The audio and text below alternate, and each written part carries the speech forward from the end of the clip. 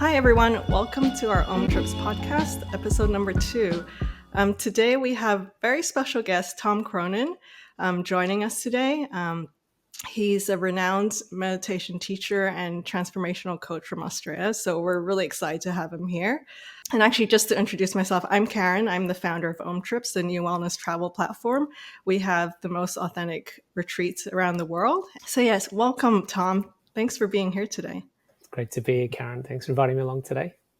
When we first met, I think that was like back in 2012, 2013, over 10 years ago. And I think you were just starting your new spiritual career then.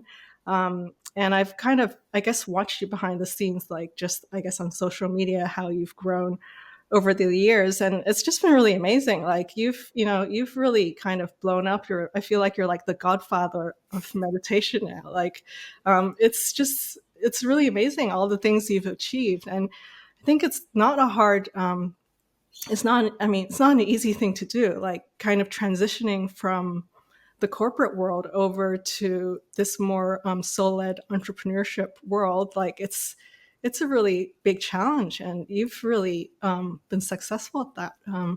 So congratulations to you. And I would love for you to maybe just talk a bit about, your journey, like from when you started to, how you are where you are today, how that all kind of unfolded and happened. Yeah, it might surprise people that you can run a business out of something like teaching meditation. And that was really the way I see it is the trunk of the tree. That was the core thing that I wanted to bring to the world, was teaching a particular style of meditation, Vedic meditation, or some would call it transcendental meditation.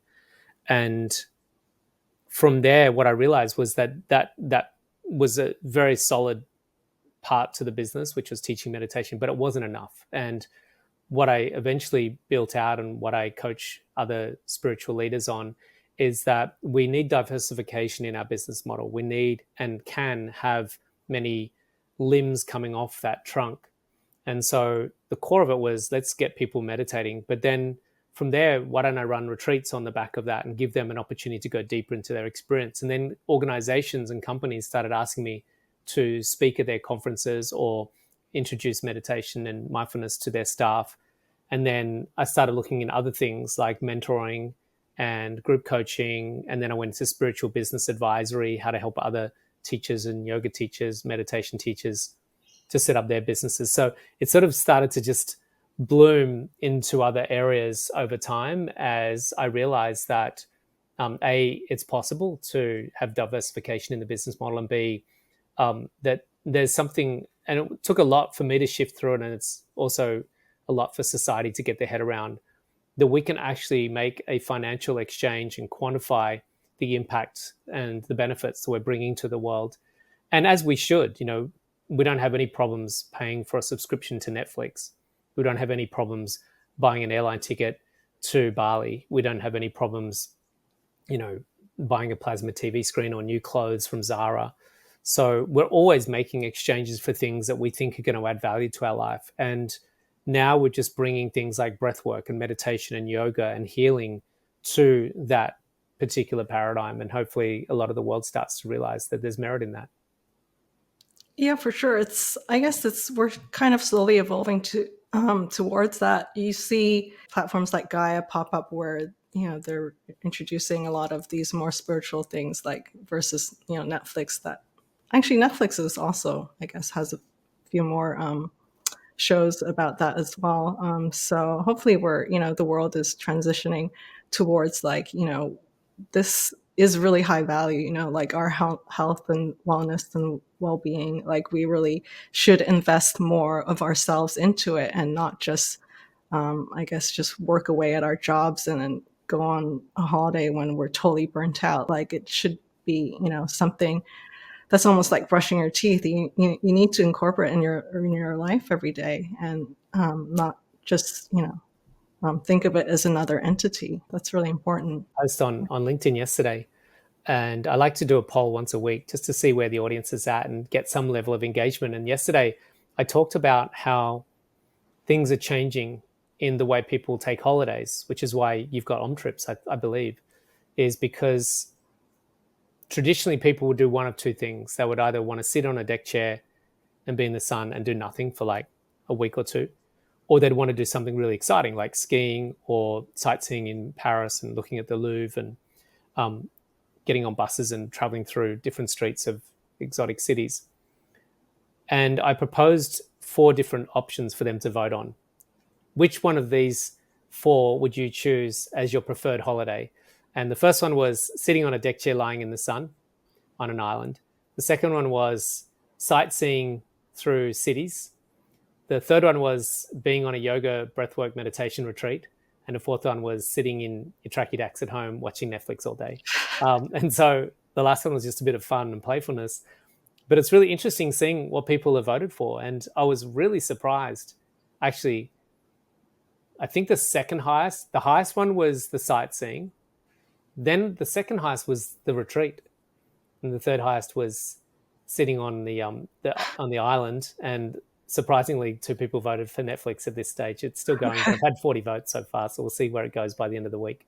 Yeah, keep me posted on that poll. It Yeah, sounds yeah, it's really sounds like a interesting. good one. Yeah, And it's interesting, yoga, is second. Like maybe it's becoming more of a sexy thing. It's like, there's this phrase that I have in my head, like people are trading their party hats for yoga mats now. yeah. Well, Um, I think what it is that we're so needing of something to really make us feel better, and like I said in the post, the people that are currently attending our Bali retreat in September, we've got CEOs, we've got managers, we've got entrepreneurs, we've got some mums and dads, but we've got some really high level players. And what it is that they know that being on a bus and traveling through a busy city, taking photos of a leaning tower of Pisa is not going to actually cut it for them in 3 months' time after that holiday. They're still going to be tired, exhausted, and stressed, and 10 grand out of pocket.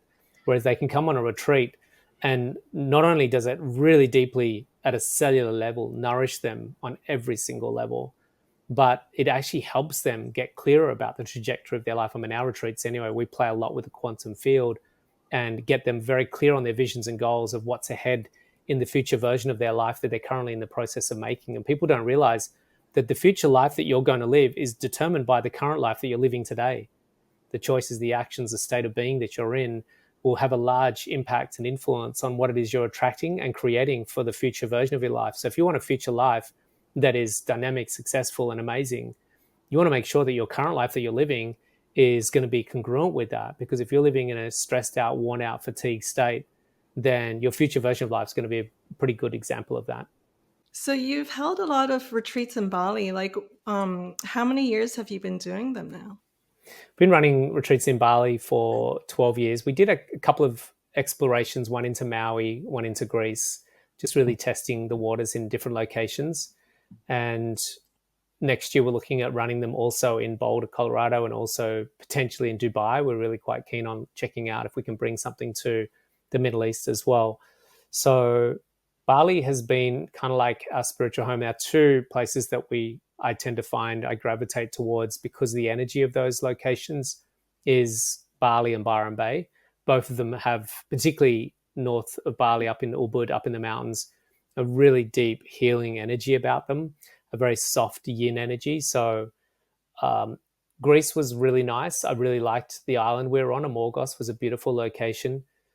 It was very difficult and expensive to run a retreat there because of the euro and the cross rates. So that was just a little bit inaccessible on that practical level, just cost wise. But Bali, I find, and possibly might explore Thailand as well next year. Yeah, great. Well, Bali is definitely a destination to be at the moment. So I think it's great to keep doing them in Bali. Yeah, the It's challenge with Bali is that just like everywhere, Thailand, Costa Rica, Tulum, mm, they've become so overrun with digital nomads, as we call them now.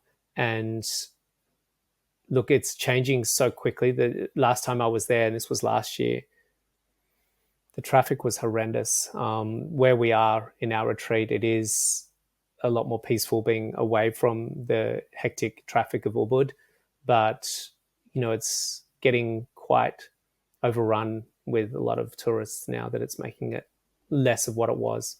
yeah. So do you think you'll look for alternative locations? I guess in the next few years.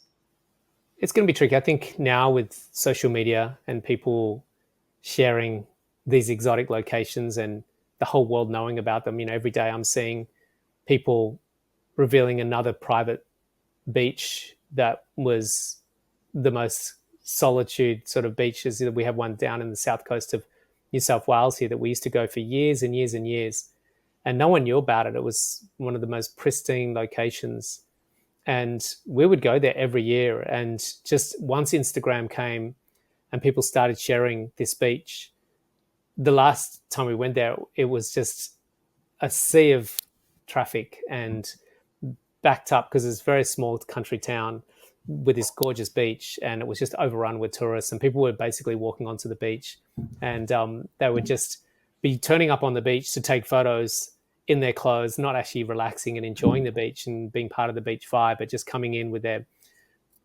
really just taking an Instagram photo and then walking away off the beach. It was really quite a shame what's happened, and that's just going to happen ongoing. I think more and more so as the world realizes there's all these exotic locations and they don't have to get stuck at home all the time, but b the ability to work in these locations and set up a residence in these locations is going to become more and more so as well.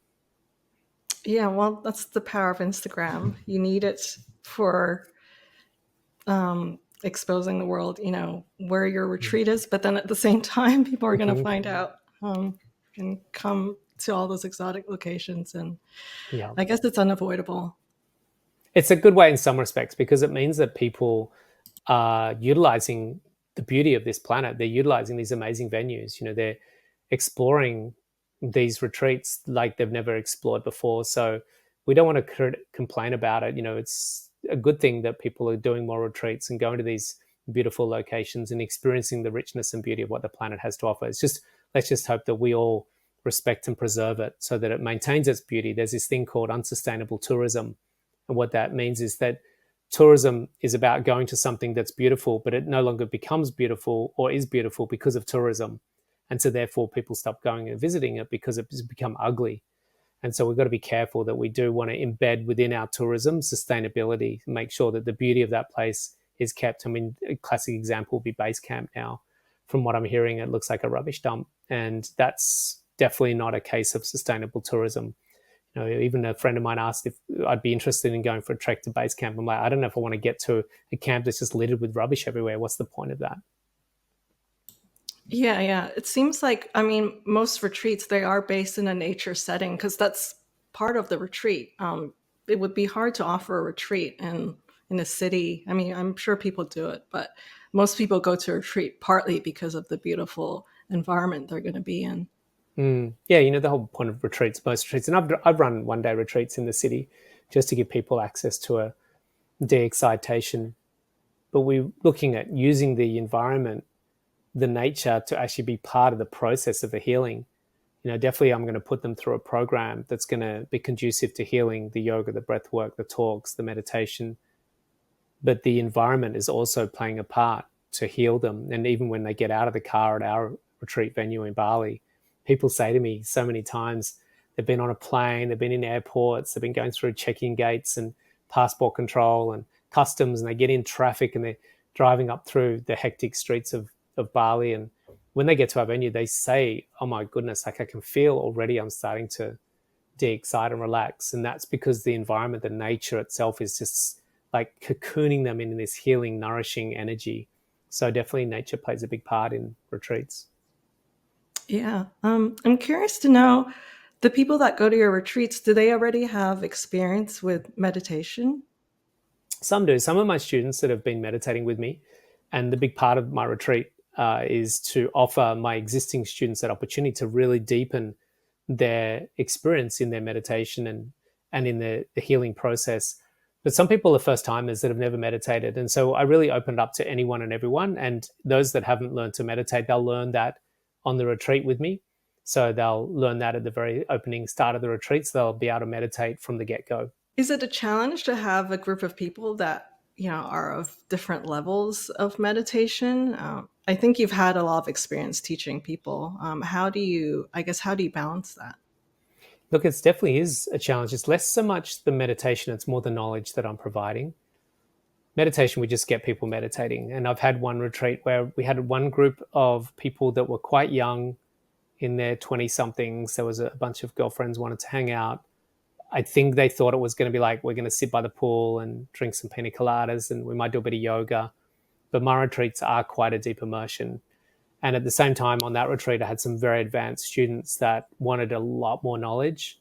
And the knowledge that I deliver is quite advanced, it's quite high level for a very good reason, because they're doing a lot of meditating. And what we do is we clear a lot of the trauma and the stresses and everything out of the body. We also are clearing and emptying the mind of all the clutter.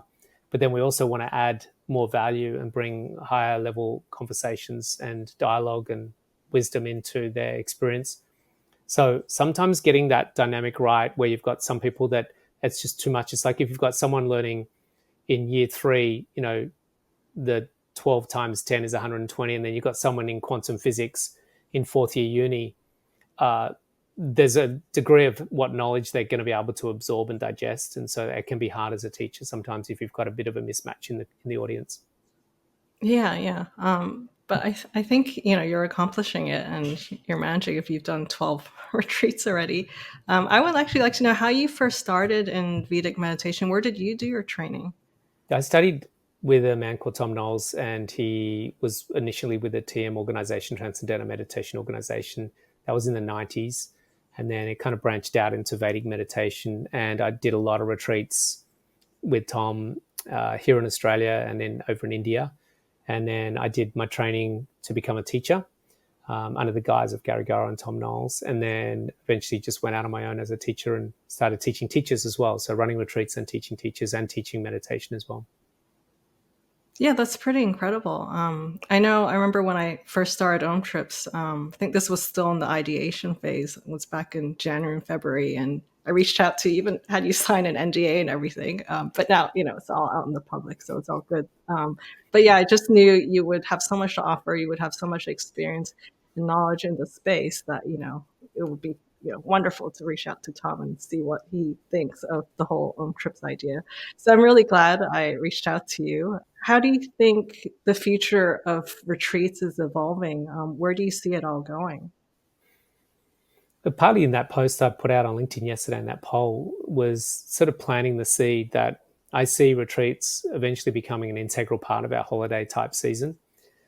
The idea of trashing our body and going for a sort of pleasurable seeking experience is good, and that's part of the human experience, is to eat ice cream and smell the roses and eat pizza and dance in the desert at Burning Man. All those things are enriching the human experience and not to be discouraged.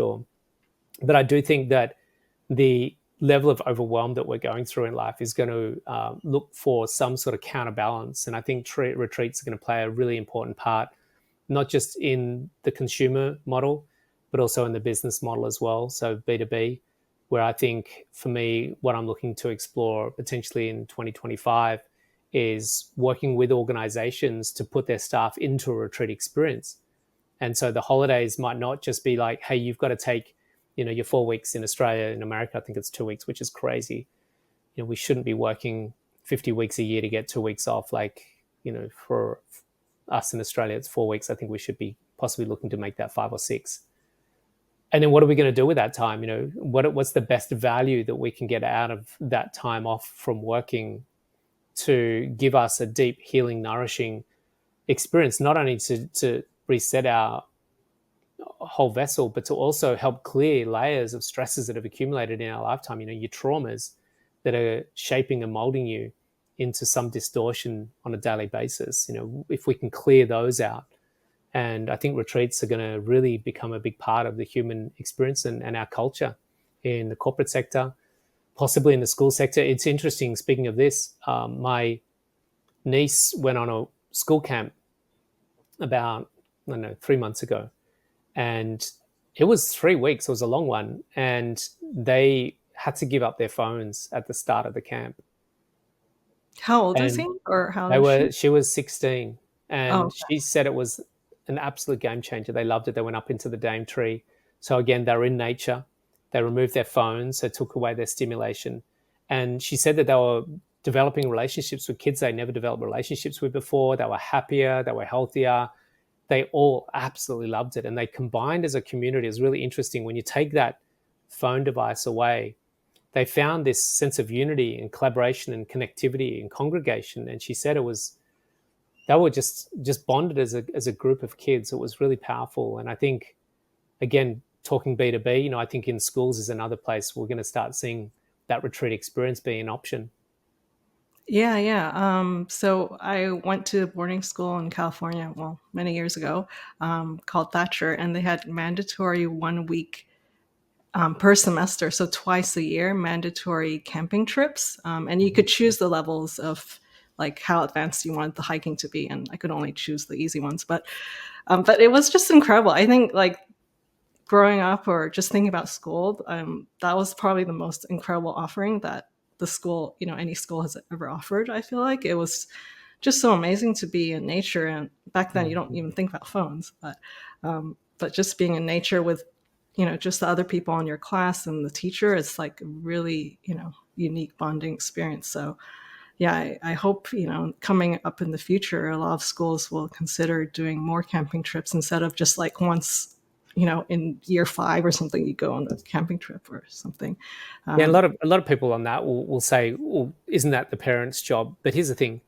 If a parent says to a kid, I'm going to take your phone off you and we're going to go sit in the jungle for 6 days. Now the kid's going to resent their parent. They're going to have this incredible fight, a lot of conflict. It's going to be really something that will probably end up being worse than not doing that. And that's why probably a lot of parents don't do it, because the kickback they're going to get. However, if we embed these things into a school program, if we embed these things into a sporting, curriculum, if we embed that into an organization, a government agency, then the kickback doesn't happen, because it's like, no, this is what we do and this is part of the process. So everyone goes, oh, if this is part of the process, then we'll do it. And they're open to it and they receive it. It's really hard for parents to instill and enforce those things into, I mean, we did it as kids and we loved it, and we do it with our kids and they love it. But I know that there might be a challenge for some parents to instill that. And ideally, it should be something that all parents will be doing, is bringing their children into nature. We would do that every weekend, take our kids away and put them in some nature. And still to this day, we've got a beautiful farm that we can access, and our kids just feel just generally better when they're there. And I think we all should be doing this on a personal level, but I think on a more constructed business level and school level, I think we can mhm. see more of that happening in the future. Yeah, definitely. Because some parents, as you said, they might be working 50 weeks a year. Like they're not going to have time to Mm. invest in that with their kids. So if the schools do it and also the corporate sector does it, that'd be amazing. That's actually something that we've been thinking about at Omtrips, to reach out to corporate companies, because I know there's just been an increase in the amount of money they offer with their wellness programs to employees. So if they can encourage their employees to, maybe not just invest the money in a gym, but maybe on a retreat with Omtrips, it might be really cool. Definitely an angle for you. Yeah, for sure. As you say, they're giving budgets away, and a lot of those budgets is just like ticking boxes. They're not actually really having a strong impact. Some of them are going to be impactful, but a lot of them are just like a band-aid measure. And I think if you can get people to really go away and have a deeper immersion, a deeper transformation, the changes that we see in people are phenomenal, like so deep and so lasting over long periods of time because of the impact that they're having on that retreat. Yeah, and I know you've been, I guess, speaking out to like pretty big companies, corporate companies, just on meditation, and even at schools, you've started a new program, and with seniors, like you're just doing so many projects all the time. It's pretty incredible. Um, yeah, I just want to know, how do you get like people, like I suppose the kids wouldn't be interested in meditation. Some people at corporates aren't interested. Like, how do you get them interested? You can only lead a horse to water, and after that, it's up to them what they do with it. And you're right, not everyone is interested, and that's totally fine as well. I had friends of mine telling me for years I should try meditation, and I just had no interest whatsoever. And I find that with corporates, it's hard working in the corporate sector because you just don't have that buy-in from a lot of the people. There'll be a very small portion of them will be enthusiastic and interested. So it depends. We did one with the education department. It was a keynote. Quite often I'll do a keynote, which is talking about the impact of the sympathetic nervous system on the physical, mental, and emotional state. and how detrimental that is, and how to activate the peace response. And I'll give them a bit of a guided meditation. And from there, what happens is a lot of those people that are interested to go deeper into that exploration will then sign up. So out of 160 people, we've got, I think, 25 people register for a full day workshop into a deeper meditation. So again, I've got one coming up with one of the largest consulting groups in the world, which is really exciting. I just landed that yesterday, actually. So again, that's a keynote where I'm just giving them a little bit of a taster. And then the idea is those that are interested, we can go back in at some future point to run more involved programs and potentially, ideally, some retreats within that organization. And how do you see corporate retreats running? Like, do you think they'd be different from the typical retreat you do? Would you format them differently? Slightly differently, just take a little bit of the woo-woo out, but definitely a lot of the some of the framework will be there, and then some tweaking into more things like peak performance, optimization, productivity, mindset. Yeah, but we do a lot of that anyway in our retreats, but just slightly different framing in the language. Everyone wants to have a human experience that's optimized, that's fulfilling, joyful, blissful, successful, abundant. So it really doesn't discriminate whether you're a school kid, whether you're a retiree, whether you're an age pensioner, or whether you're, a CEO. Everyone still wants the same things in life: to be fulfilled, healthy, and happy. And how do you see, a lot of things are just happening online now. Like, you might have some, I guess, webinars or just teaching people online. And how's that different from, I guess, being in person? There's two things. One is being in person is one thing, and that definitely the level of intimacy and connection that happens when you're in person is much more palpable, much more effective. But also the location. That's the beauty of retreats, is that you retreat, you pull back, and you pull back from your current environment, which is usually hyperstimulation, lots of traffic, usually people living in households where there's kids and dogs and electricity bills. So you really need to remove them from that environment. That's when things really start to change and impact in a big way. I mean, I've taught one of the largest companies in the world meditation, and it was on a Zoom call, a bit like this. And, they were all sitting at their desks, and you could see that it was so hard for them to really give all to the actual workshop, because they could just feel the emails stacking up in their inbox. You could feel all the work that they knew was in front of them on their laptop. They're looking at me on their laptop or their desktop, where all the work is on that computer. So it's really difficult to get them to fully immerse in that process. And that's why retreats are so good, where we take them away from that environment and allow them to really surrender and let go, and just almost like put a sort of wall across it all and just come back to that later. Yeah, I guess it's a good thing that you are able to reach out to corporates and just encourage them that a retreat is a much better option than a Zoom call for the keynote. And yeah, that's amazing that they are receptive to it. So that's great. Slowly getting there. Yeah. I haven't Yeah, finished my work yet. yeah. And are you reaching out to, I guess, companies around the world to do this? Less I'm reaching out to them, they're reaching out to me at this stage. There's a little bit of proactive outreach, but I'm in a few speaker agencies, and a lot of it is them coming to me, and a little bit of it's hard to get into a lot of these organizations. They've got a lot of their own people in culture and health and wellness sort of advisors within the organization. I was looking at Canva yesterday. They've got like 20 people dedicated to wellness and Oh, people and wow. culture. And yeah, it's like whole teams that are dedicated now to the uplift of their community, which is good, because companies are realizing that that company is only basically built on the people that are in the company, nothing else than that. Yeah, it's very important to keep the employees happy or they're just Mm. going to leave. I guess it also helps that you were in the corporate world before as well. So you kind of have an understanding of, I guess, the mindset of, people think, and how to also encourage the employees to get into this meditation mind state. So I think that really helps. Could you talk a bit about, I guess, how you kind of broke that? Like, you shifted from the corporate to being a meditation teacher? Like, what happened there? Like, how did that, initiate? I just lost the plot, basically.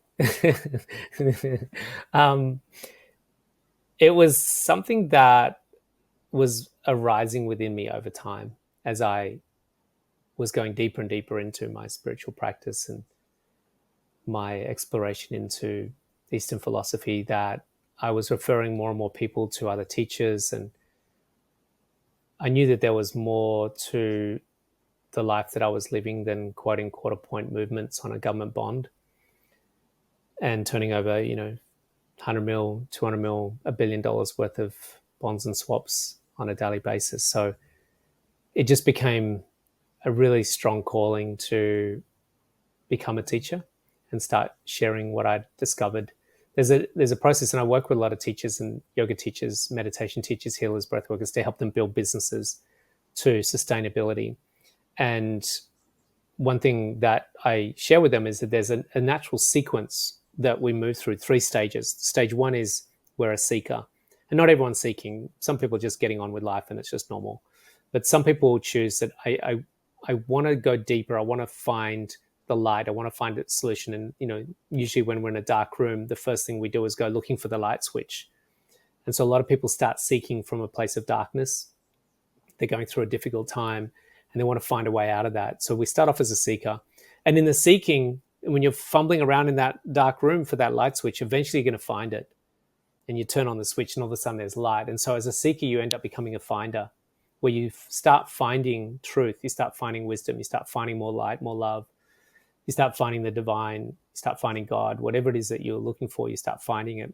And then eventually over time, as we move into the 3rd stage of this process, you start wanting to share what you found. And so a lot of people who start off as seekers become finders and then become sharers. And in the sharing, they just feel it's a no. There's nothing that could stop them, nothing that could get in their way. They just have to share this. And so they start sharing their knowledge in whatever format they feel like they have to share it. Yeah, I can definitely relate to that. I feel like I'm in that 3rd stage now. Mm-hmm. That started off seeking, just wanting to share like the wealth of health. Like I'm just, obsessed with being healthy. Although I'm not obsessed like crazy, but just, it's just a part of me. Just want everyone to be healthy, including myself. So I think that's, when I was mixing herbal teas. I think that's when we met. I was trying to sell herbal teas. That was fun. And now I've dabbled in, you know, explored, and just understanding that I've spent the past 20 years designing products for other people. It's been hard actually thinking of a unique product that I would want to design and offer. Like, I don't want it to be just a money making thing. It needs to offer more than that. Like, I want to offer like something really positive to other people that, that gives back, and it makes people healthy and happy. So, when I came up with the idea of Omtrips, I was just really excited. So yeah, so now there's no stopping. I'm just, moving forward like a horse. So yeah, pretty excited with, where this is going. Yeah, you're doing great. And, it's a great portal, hub, central point for people to find retreats that, they might not know how to find what they're looking for. So it's good that you've got this central place for them to go and explore that. And it's great for retreat providers as well to have somewhere that they can list their retreats at. Yeah, and we want to make this as accessible as possible. Like, we don't want to just be offering luxury retreats that, are only accessed by, a certain market. We want to really open this up. So it's really like, if you want to think of an Etsy, where it's just like open to everyone and they can come and book or come and list with us and not feel like, there's a big obstacle. But at the same time, we also vet our retreats, so we make sure they're truly authentic. I mean, it doesn't matter, what price point, but we know, the host is very experienced and knowledgeable in what they're doing and offering something genuinely authentic. And so the traveler can feel safe and comfortable in booking this retreat. Maybe it's just a local one, or it could be, in Africa. So it's very exciting. To be meeting all these people as well, because before, like in corporate world, like it's just very limited to the diversity of people you meet. So now it's very exciting meeting a lot of these entrepreneurs that might have actually also come from the same path. Like, they quit the corporate world to come into this because they know they can offer so much more. And then also travelers, where they're not seeking just the generic holiday or staycation. They really want to improve, their well-being, in the present and future. So it's really exciting being just the whole part of this. I don't want to call it industry, but more of, I guess, a wellness traveler community, that are all, focused on, being happy and, just positive and, moving towards the future, with all that in mind. Beautiful. Good timing, I think. Thanks so much for joining us today. Super excited to have you for our podcast. It's really exciting, all of the things you're offering, from retreats to, getting kids in schools to meditate more. I think these are all really important things that people should focus on. The kids are our future, so it's just really important to focus on them if we want the future to be better. So that's really amazing that you're incorporating that into your business. So thanks so much, Tom. Pleasure. It's great to be here. Thanks for inviting me along today. Thank you.